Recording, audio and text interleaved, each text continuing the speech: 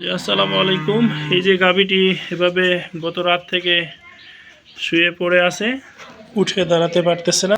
Mail nutrition, খামারি শুধু গাভীর দুধে দোয়াইছে, ঠিকমতো খাবার সরবরাহ করে নেই, ফলে এই যে গাভীটির এই অবস্থা। খাওয়াবেন, বুঝছেন, খাওয়াবেন, ফলে দুধ দোয়াইবেন না।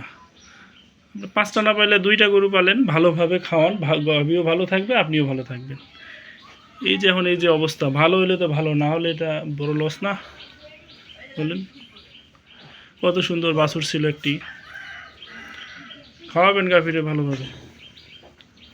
শীতে মাছি কি অবস্থা, যে অ্যালার্জি, গরুর অবস্থা খারাপ, এখন বলতেছেন তাইলে হবে? একটু মাঝে মাঝে যদি একটু ভিটামিন ক্যালসিয়াম দিতেন, খাওয়াইতেন, তাহলে তো এই গাভীটা এত দুর্বল হয় না, বুঝছেন না?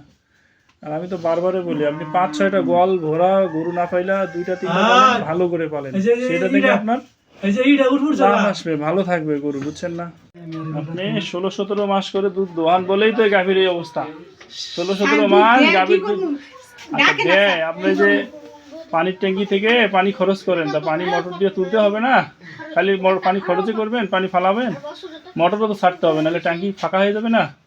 তো শরীরে যে ভিটামিন ঢুকাইতে হবে, তো দুধের সাথে প্রচুর ক্যালসিয়াম যায়, এটা তো খাওয়াইতে হবে। আপনি তো গরু আল্লাহর রাস্তায় খাওয়ান না।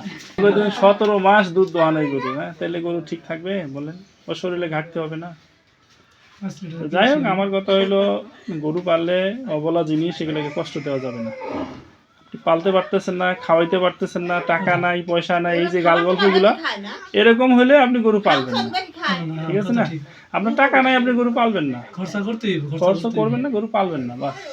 এই অবলা জিনিসগুলোকে কষ্ট দেওয়া যাবে না। খরচ করলে এর থেকে পাবেন। আপনি দুধ যদি আপনি 20 টাকার বেচেন, তাহলে তাহলে 10 টাকা খাওয়ান, ঠিক আছে না?